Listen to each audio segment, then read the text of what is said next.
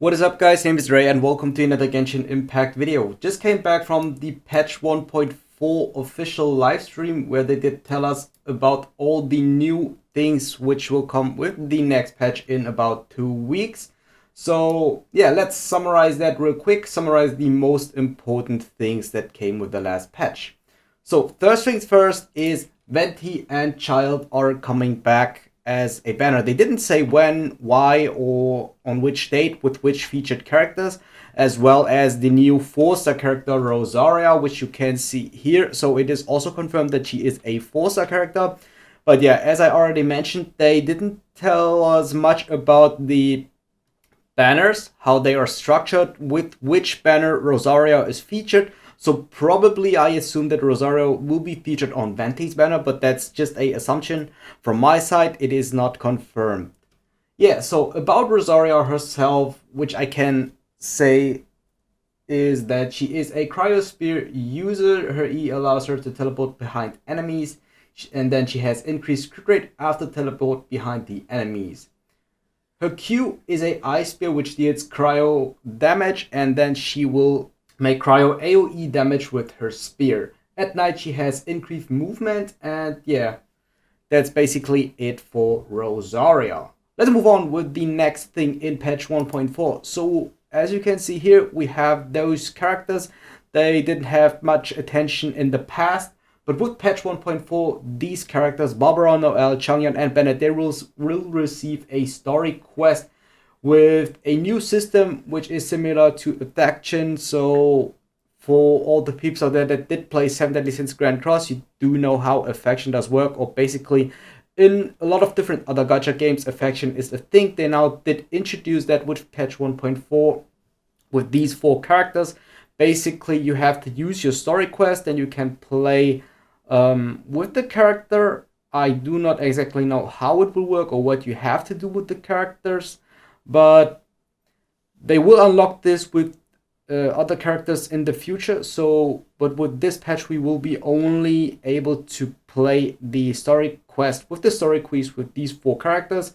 That's a very good thing, because most of you guys that did already play story quest with the story quiz should have like 3 in your inventory. And yeah, that's of course a very good opportunity. We get some additional bonus rewards, some adventure rank experience. Very nice. Then next thing is the new boss, the Abyss Herald. So from what I did understand is that this new boss will only appear during the story quest. So a good thing on that is that the story quest will continue in patch 1.4, so we can find about more about the lore. And yeah, it is of course something very good to prevent us from the boring sides of Genshin Impact at the moment. Dainsleif will have a comeback in the lore. We do of course not know when the character will actually come out, but we can see, or we can clearly see, that he will play a bigger role in the story part in the future or in the upcoming patches. Yeah, referring to the Mondstadt Festival in patch 1.4, we have like 3 major parts, so very similar to all the past patches, like in Dragonspine where we had 3 major parts, and in the Lantern Ride where we also had 3 major parts. With this one, they introduce us with the first part with some mini games. So I would say that this is similar to Mario Party if you guys did already play that. We have some new mini games which they want to show us, so I want to blind the clip real quick here. And yeah, we have like this rhythm music game. This is similar to Ozu. If some of you guys do already know that, you just have to press, like, when the circle is nearly to the circle on the inside, you just have to press like the buttons, which you can see on the screen right now. Then we have this balloon co-op event. You don't have to necessarily play that on co-op, but you can do it. And if you play it on co-op, you do not play together with your mate, you play against him. So this is like the first, I would say, PvP kind of game mode. So this is the first time where you can challenge against your friends, not with your friends. Same with the gliding challenge. I think you can also do this in co-op, where you do compete against your mate, as well as the catching things as they fall down kind of game, or where you have to remember the way. So this is like the same game. You just have to collect a lot of these blooms or flowers or whatever they are, and basically you will have to get through the way. Yeah, we have this new exchange shop, which I did show at the beginning. I think that this will be like, again, a 3-part exchange shop, or maybe only a 1-part exchange shop. I'm not too sure.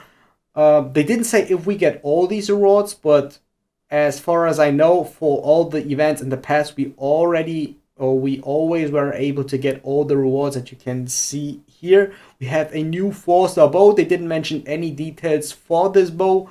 We have this harp. This harp we do need for the minigame, but they did say that we can keep it after the event. So similar to the Zhao lanterns that did disappear the last days. I don't know what we can do with the balloons, but I also think that we can keep those. And other than that, there are the rewards. Oh, I also do not know what this is. They didn't really say what we can do with this and with the balloons.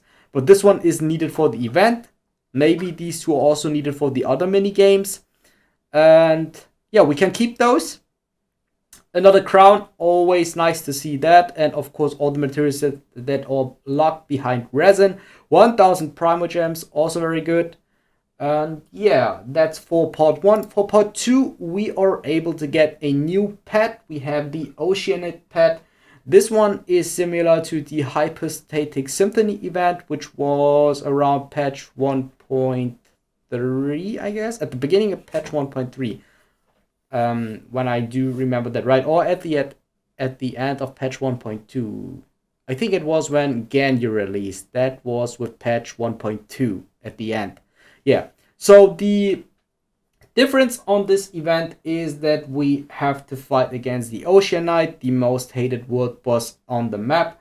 But actually, we can attack the Ocean Knight directly, which differs from the normal world boss, where we usually only can attack like the monsters that he spawns, like the bird or the crab, and so on. But for this event, we can attack him directly. We get some rewards. We get this, I think this is the new currency, which we can buy the rewards. These are the usual ones: Mora, Heroes with Primo Gems, and if we have enough, we can buy the pet. The third part of the event, this one, or if I did understand that right, so it wasn't 100% clear for me, but we have some smaller challenges where we have to fight enemies in a certain amount of time, but we have to do or combine that with some challenges, and only if we do all the challenges we get all the rewards, which is similar to the Spiral Abyss. So you only get the Primo Gems and the rewards when you clear the Spiral Abyss with at least 3 stars for each reward. So if you have 3 stars, 6 stars, and 9 stars, you only get the rewards for those challenges. And for this event, it did seem that it is similar. So you need to have like all challenges cleared to get certain amount of rewards. Yeah, for this event, they did tell us that they did stock up the rewards in general. So they did increase the amount of Mora, Heroes with Mystic Enhancement Ores. I do not know of how many in compared to the other events in the past, but that's at least what they did say in the live stream. Yeah, then maybe just some smaller tweaks that they did show us, but that I didn't got for 100%. They did show these weapons. They of course didn't told us about the details on the weapons, so what they can do. Of course we have some leaks, but I do not like to cover those as they are not official. So when we have the official information for these weapons, of course I will cover those again. And yeah, this will be the new 5-star bow. I think this will be the official 5-star bow for Venti, because so far he has no 5-star bow in the game. This one does look similar to the Favonius sword, but I do not know the names from these weapons. But we have basically 3 new 4-star weapons. This one, they are just like recolored. So this seems like the Favonius sword. This seems like the Favonius warbow. This like the Favonius Codex, just in a different color. But from what I did understand is that they are all gacha weapons, which means that you have to summon for those weapons on the weapon banner to get those weapons. Yeah, as I already said, when the details are out, I will cover those weapons again. Very nice quality of life update is that the condensed resin is stocked up to 5, so you can basically now prepare for more than 1 day. I think this is a very nice update because sometimes you want to farm like certain things for your characters to build them, and then it is not the right day on the week. With this update, you can condense your resin for like 2 days, and then you can use it on the right day, which is a very good quality of life update. Other than that, the last thing is a Spiral Abyss update. So they did some user interface changes where you can immediately re-challenge or redo it, because at least the problem that I do have with the Spiral Abyss, just in terms of user interface, is that when I did mess up a run, I have to leave or abandon the challenge completely. Then I have to pick up my team again, and then I go back into the Spiral Abyss to do the run. With this, there's basically one button, so you save yourself like half of a minute. Other than that, there is the decreasement of the world level by 1. So you can decrease your world level by 1 if it is like too hard. I think this is especially good for players that just started the game, or in the earlier stages of the game, when you do progress too fast but your characters didn't progress with your world level. Then you can decrease your world level, but keep in mind that you can do this only once in 24 hours. So when you do this, you will have to wait at least 1 day to go back to your actual world level. Other than that, there is a smaller change to cooking. You can toggle between manual and auto cooking after you perfectly cooked or perfectly learned the recipe. But what I think on that is this is not a major thing, because usually you want to manually cook to auto cook. But yeah, it's whatever. So if you like to manually cook, then this is the update for you. Then the really last thing on this is the KFC collaboration. So in China, there is the KFC collaboration. It is officially confirmed now. China will get a glider in the design of Kentucky Fried Chicken, but I'm not too sure if Global will get that too. But what I do assume is if the global servers are getting the update, we of course will get the recipes for the KFC menu in the game. But other than that, I'm not too sure if we will get the collaboration overall. Yeah. So if you made it until here, I will put the 3 codes for the global servers in the pinned comment, as well as in the description. Keep in mind that you will only have like between 12 to 24 hours from when the video is live where you have to use the codes, because after then you can't use the codes anymore. Yeah, guys, I think that's so far for the event. I hope I did cover everything. If you guys did like the video, then yeah, subscribe to the channel for more Genshin Impact content, and I see you guys next time.